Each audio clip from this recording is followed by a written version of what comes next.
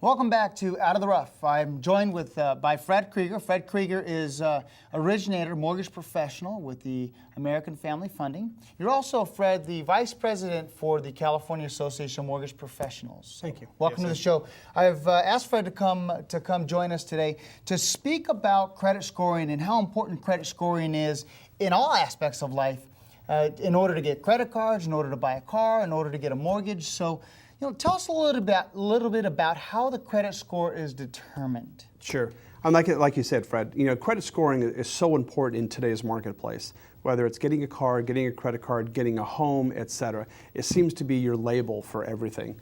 And so it's so important for everybody to really understand what that credit score is involved. And please understand too, is that there are different types of credit scores. There's mortgage scores, there's rental scores, there's car scores, and then what's called consumer scores. So I want to make sure everybody understands that credit scores that they themselves will buy online or whatever service they have, those are only consumer scores. Those are not the scores that myself as a mortgage professional will use or a car dealership, etc. It's just their range of what's called consumer scores. Well, let's say starting off, how does someone get a copy of their credit if they're not applying for something but really want to see what their credit looks like? Right. Well, the great news about what the federal government allowed every consumer in the United States to do is actually see their credit report one time a year through a website called annualcreditreport.com. So for those want to go to it, it's www.annualcreditreport.com.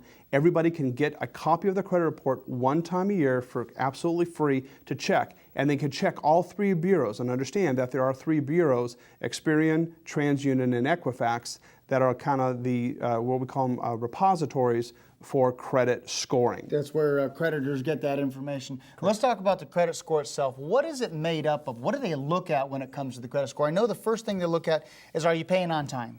Correct. The biggest thing is payment history. And again, how have you been paying over the period of history since you have received credit? And are you on time all the time? Have you been late? Et cetera. And again, what a credit score is, and what that score really is defined, is how likelihood are you going to be 90 days late. Mm-hmm. That's all. It's a predictor. That's all it is.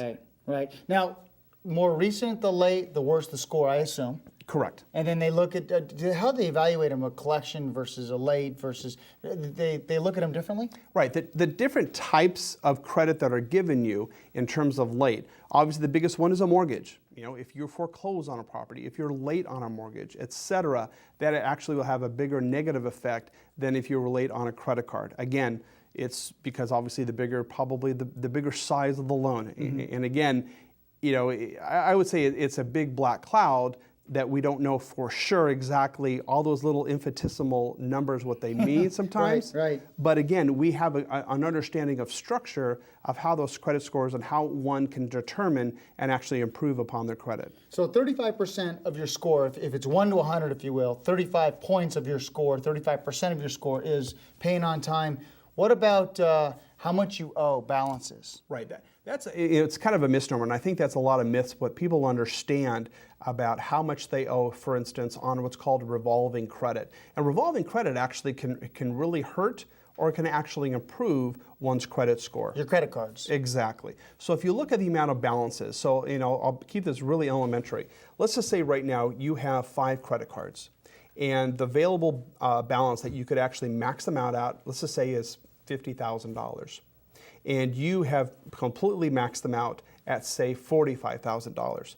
That is above 50%. 90%. Right. It's 90% of what's available balance. That actually will drag down your credit score, has a negative effect. Because again, looking at if you're going to be 90 days late, what the credit bureaus have found is that you are a predictor. You will go 90 days late. You'll most likely be late because you owe. So you want to owe 50% or less of your balances. Of course, you want to owe little to nothing, but right, exactly. Now, if you want to improve your score at any particular time, you actually want to keep those balances at 10% or less of what's available credit. Now, it's a mixture of both. It's a mixture of the individual credit card, and it's a combined. So again, if you have one credit card with all the balances, believe it or not, it actually has a negative effect. Let's say you max out one card, but 4 of them have no balance. Mm-hmm.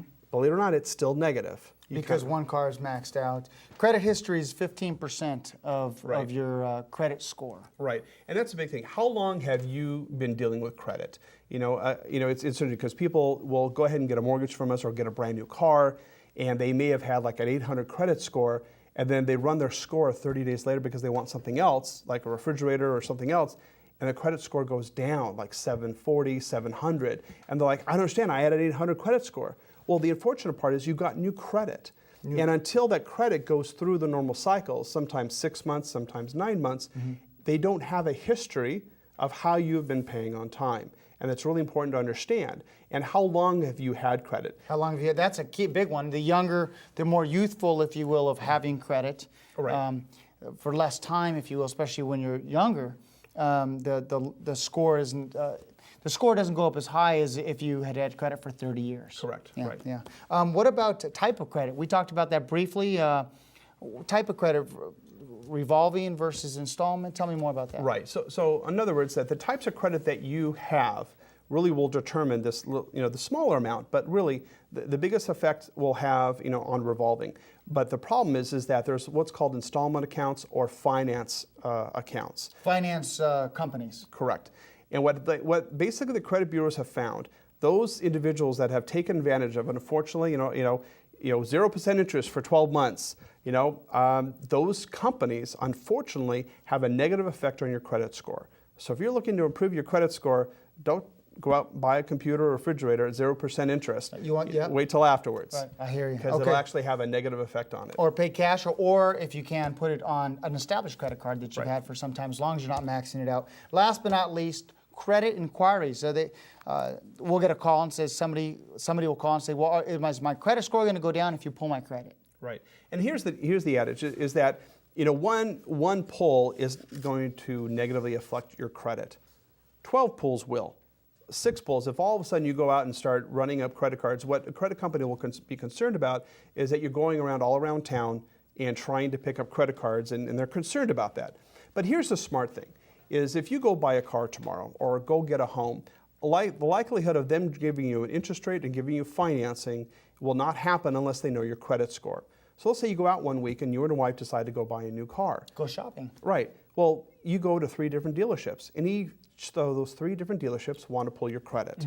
Well, that's a negative effect. That's 3 pulls. That actually negatively affect your credit score.